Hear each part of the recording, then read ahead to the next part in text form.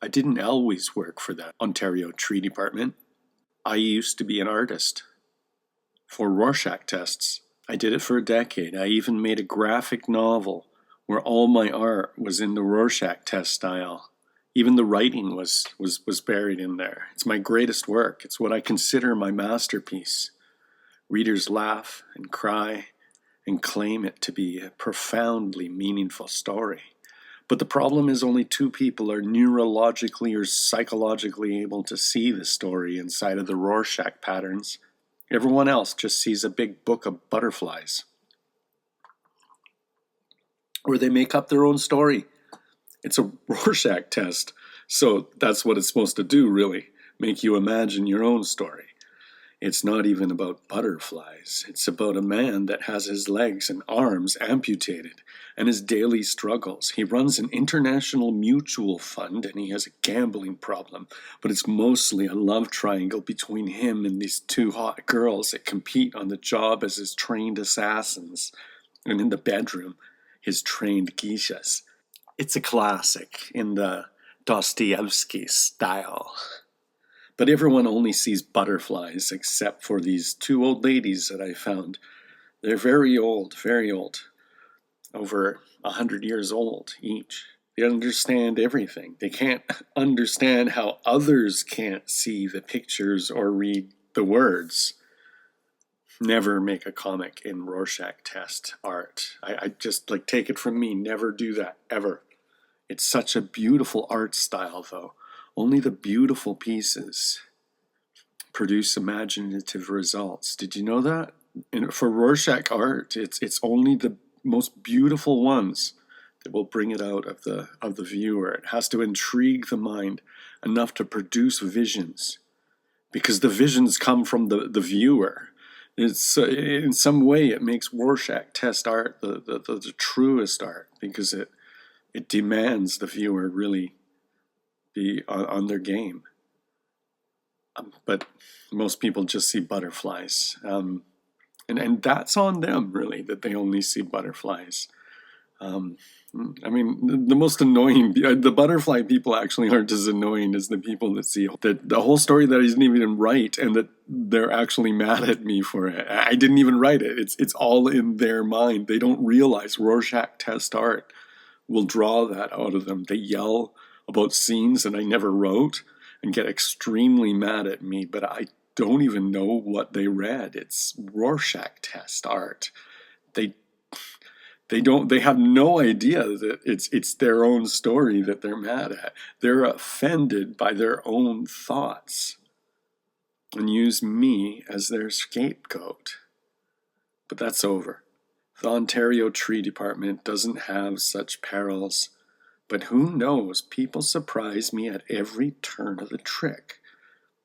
And the trick is to keep your mind on the quality of the wood, or whether the trees bear fruit. But that can get pretty sticky, because bearing fruit, sometimes people will say that their ability. I'm not going to get into it. This is the Ontario Tree Department stuff, and it's only interesting to people in the Ontario Tree Department. Okay, it's fascinating to me, but I lose all subjectivity when it comes to the Ontario Tree Department. Anyway, and when, I don't mean fist fights. I don't get into fist fights. I'm talking about just little controversies. Okay, and I don't get into fist fights, because you can hurt your fist more than it hurts someone's head, unless it's a vegetarian. Their skulls won't hurt your fist as much. But what are you going to do before a fight? Ask someone, "Are you a vegetarian? Are you?" And then you could punch them in the head? No. That's not civilized. Vegetarians can be very dangerous. I don't mean to mock them here. I hope people don't think I want anyone to think it's funny to punch one. I'm not saying that at all. I disavow that. I completely disavow all violence. Okay, I'm just saying, if someone grows up on meat, dairy, lamb, poultry, milk, their head, it's harder. Okay, and so if you were in some sort of altercation, just make sure it's not a meat eater. because their head is going to be way harder than your fist. And better yet, don't even get into a fight, And how about that? Um, you know, anyway, but you punch the guy that's like the hard head, and they're just going to laugh at you, or, thank you for not aiming for their nose. My point is, you shouldn't use your fist. That's all I'm trying to say. It's just in a convoluted way. I can't help that. Use something that will take the blow instead of you, okay? Like a bat with nails. You don't hammer a nail with your head, do you, or your fist? You bang it down using your fists. It's like, let's not think like animals, people. Civilized people use tools. But if the tool gets too complicated, you turn into a robot, a machine. So keep your tools simple. I always wish that I was told this by someone when I was younger. Keep your tools simple. There you go. I just told you that's one of the secrets to happiness. Okay, keep your tools simple. If you don't understand how to make your tool, don't use it. Because you're older now. Every second you get older. Okay, I told you something when you were younger. Now you're wiser. Because you're older. Also, having tools of any kind, they shouldn't be hidden because they aren't a backup plan in case of violence. Okay? So you don't hide them.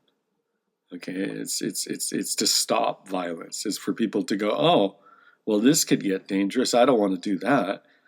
What they can do is prevent violence from happening in the first place. So I just let the nailed slugger rest on my shoulder and my other tool hang off my belt and watch the silhouette of 4 walking towards my trees. The trees stop popping up everywhere. So now these rainbow-flowered trees, these miscreants keep track. They keep tabs on all of the rainbow trees. They have like a mental map, each of them. They just run around the city looking for them. Sometimes they're nude, but it's harder and harder to get the flowers. So you see less and less of the nude people running. You see the nude people in the piles still, but not running around as much. Robert is sending alerts to me of a Rorschach test with a mouth and eyes and snakes coming out of his mouth. He gives me messages, more visual messages than word messages, but a Rorschach test with mouth and eyes and snakes coming out of the mouth. I don't know what they mean half the time. I have to think about it, and then when I think about it, I know what he means. It's just an unusual way to communicate. Like, I don't know. It's like how artists will paint a sword coming out like a projectile out of Jesus' mouth. That's not a smart image, really. It's taking something that is figurative language and it's making it visual, and it's so goofy. Like, you have to come out with a different visual to say the same thing. But I mean, shooting swords out of his mouth. I mean, that's kind of cool, but it's undignified. It's undignified when you put it into a picture. You got to think of something different. Visual and the word, they're not exactly the same. Okay, people think it is, but they only think it is because they're limited. They're limited to word brain. They have word brain, and so in their word brain, they think that there is nothing else but word brain. Anyway, the Bible says. So like a sword will come out of his mouth, right? Or a knife will come out of his mouth. I can't remember the exact words, but anyway, like these snakes are coming out of his mouth. And I thought, like, snakes out of a Rorschach test. 2 snakes? Like his words are full of venom, like in the Rorschach test. And it just confuses me because I used to be a Rorschach artist. So I don't know. What do you mean, Robert? What do you mean by these snakes coming out of Rorschach tests? Are you talking about the graphic novel that I did and the miserable sales that I had? Nobody bought it because anybody that bought it just, it's on Amazon. It's on Amazon. You could look at the links below. I don't know if I included it. And you could look at what people say. Oh, a beautiful book of butterflies. And the two ladies that did understand it, they can't plug their, critique of my book and say, no, people, it's not a book about butterflies. It's an actual story, and it's a really fun story, and people would love the story. But anyway, they walked closer. These miscreants, they walked closer and closer. There's no way they could not see my nail-covered bat and my holster or my hilt. But as they walked to my driveway, they stopped. It looked like they were joking, as if a force field, but there were no smiles. One of them hit the invisible or imaginary force field so hard he fell down, or that's what it looked like at first. I don't understand. It's the flowers. It's the flowers. Something's happening, but I don't know what's going on. Really, it really must have been that they were itchy, because they tore their clothing off and scratched their mottled skin, and the only one that didn't do anything was the man with the long straight hair that stood. He just stood there. His long straight hair visually rhymed with his long scarf. Took one step onto my driveway and looked at me in the eyes, and I saw his face. He was white, but it looked like someone dropped tea on his face, or maybe syrup, because then it stuck. It's that skin condition that Michael Jackson had. Looks like a Rorschach test on his face. That's him. That's him, Robert said. I heard Robert in my mind saying, that's him, in clear words now, straight into my mind like a radio, like a DJ saying, that is him. I had to cut my mind's link with him because I started to feel great fear. At first, I thought it was my own fear, but the guy with the scarf really doesn't look too big. And having a Rorschach face isn't that scary. Of course it's Robert's fear, because it must have felt like this was the guy that broke his limb off. It's just too traumatizing to have him so close. Robert's not really a tree. He's so complex. It just flashed into my head that like a revelation. Somehow I've been thinking of him as a tree. It's ridiculous. He's not a tree. I know he's not a tree. And it sounds ridiculous at this point that I would say he's not a tree, but just the gravity and wholeness of the situation is that he's really not a tree. That's who he isn't. As you look at him and you say that's a tree. And people would point at him and say that's a tree, but he's not a tree. That's not what he is. He's a boy. The man with the Rorschach face walked closer to Robert and stared intently, like as if Robert was something more than a tree, like as if a song was playing from Robert straight into his head, like as if they had some sort of psychic link too. I realized they did at that moment. He darted his eyes toward me and said, but his voice, it sounded like two voices. I'm looking for multicolored flowers. Do you have any multicolored blossoms you could share? He said.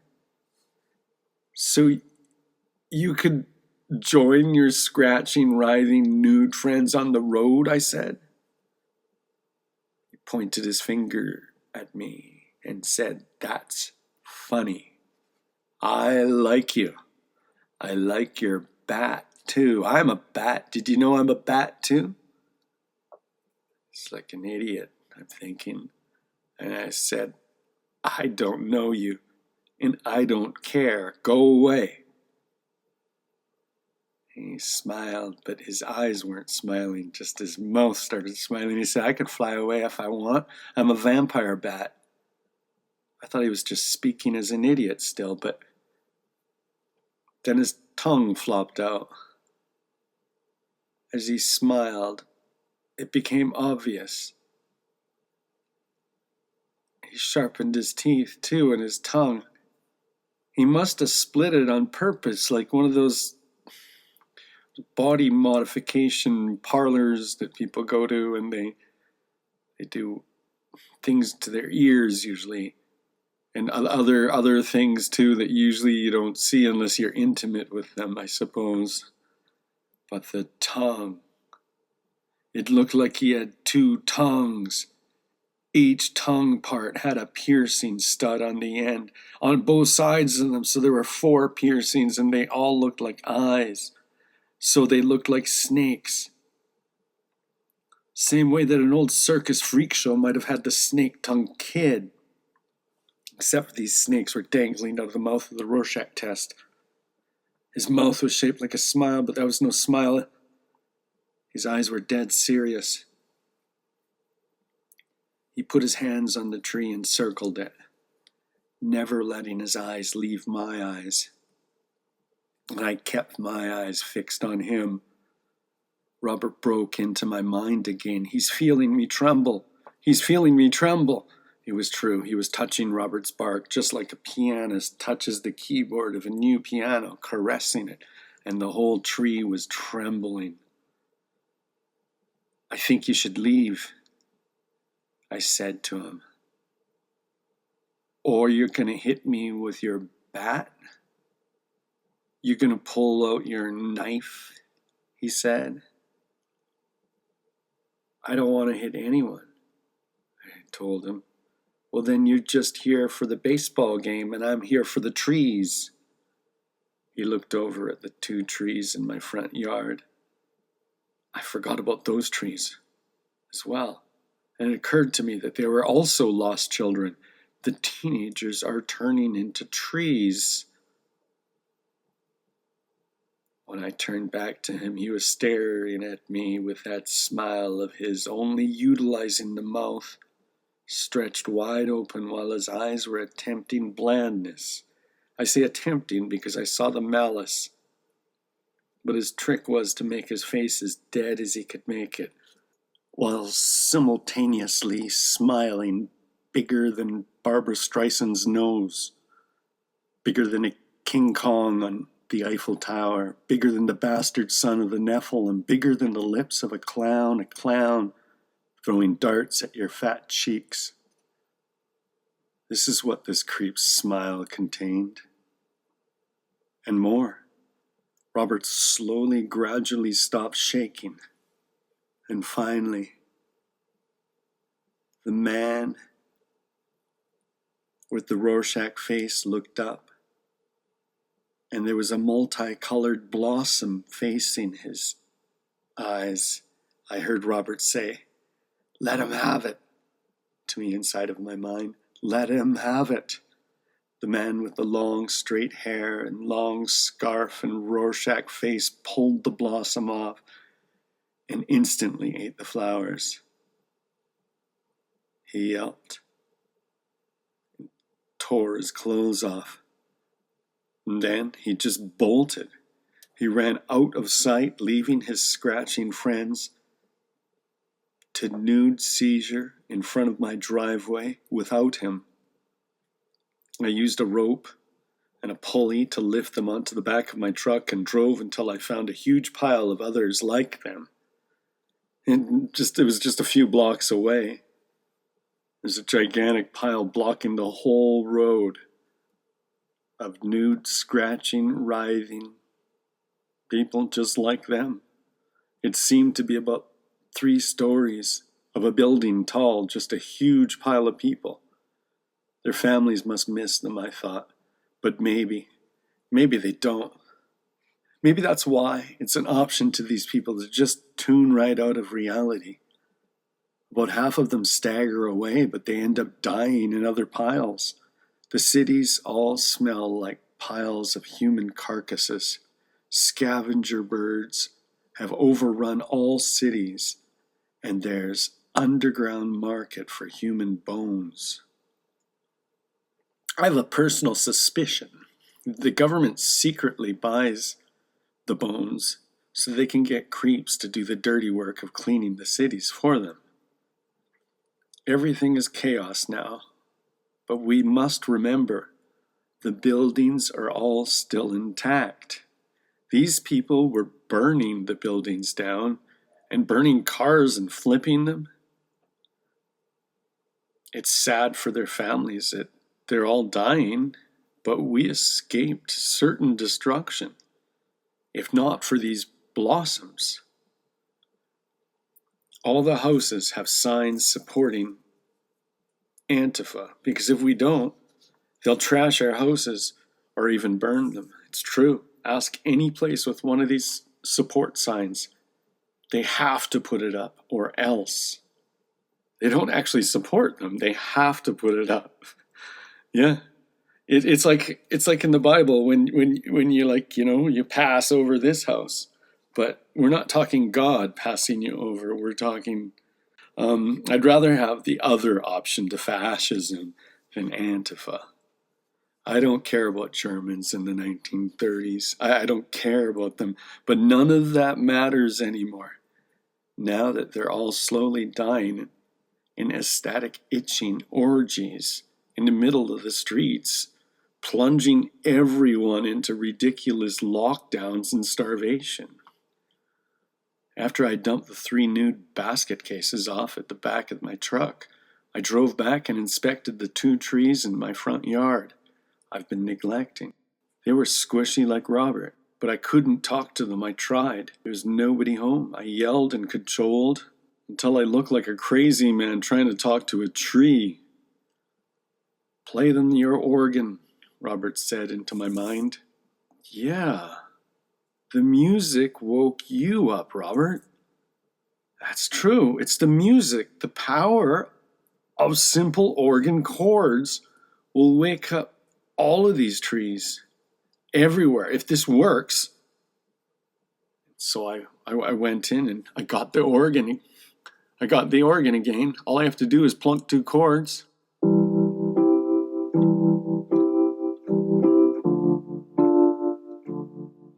So I start playing the organ for the 2 trees and Robert. Just 2 chords. Both trees started swaying back and forth. And Robert. I was so happy because I finally knew that these trees were kids too. And that all the rainbow-colored trees are probably kids too. Messed up ones. But kids, nevertheless. I looked over at Robert, and he was still a tree. But he was transforming into human shape. And I watched Robert's face start to appear on the tree's head. The tree that used to be Robert, he was turning back into a boy. Robert was turning into a boy, and the rest of the body, it started changing. His face was there, and everything was. He was a tree person, but he was turning. His skin, his real skin, was starting to show, and he stepped right out of the driveway, and he started walking. He started walking toward me. He walked toward me. He got onto the grass. He was almost human. He was almost not a tree at all. All the tree matter just extinguished into the air. There he was, Robert. But then the other trees spoke. They said, "Roberta, Roberta." And I looked at Robert's face. A confusion entered his mind. "Mr. Gulliver," he said, and started walking toward me. He reached his hand out toward me, but his whole body turned back into wood, and that hand reaching toward me turned into a branch with leaves. "Robert," I screamed. When he stepped onto the grass, he turned completely into a tree, gradually solidifying so that he was no different than the other 2 trees. The driveway had a big hole where Robert used to be planted. I walked over to it. I was so mad at those 2 trees. They screwed Robert up, confused him. It wasn't their fault, though. I don't know what they were talking about. I had to go back into the house to escape from them. I I was so mad. I didn't want to have to face my sister-in-law Patty, though, or have to go back into my dreary house even. So dark all the time, since my sister-in-law got her eye condition. I opened the door and walk inside the dark house. What will Nucky find in his dark, dark house? Will Robert ever turn back into a boy? Tune in next chapter, for she was tied up for her own good. Chapter 5. Check out the links below and check out my books. Al Shaddai 2 is the first one, I guess. I mean the best one. I don't mean the second one is the first one. Second one is yeah, anyway. Trump, and then, whether you hate him or you love him, it's a good book. It's a funny book, and it's a brand new concept in looking at perception, I would say, through humor. And well, just my books, and I have more books to be published soon too. Lots more stuff. And like and subscribe, and see you in... She was tied up for her own good. Chapter 5.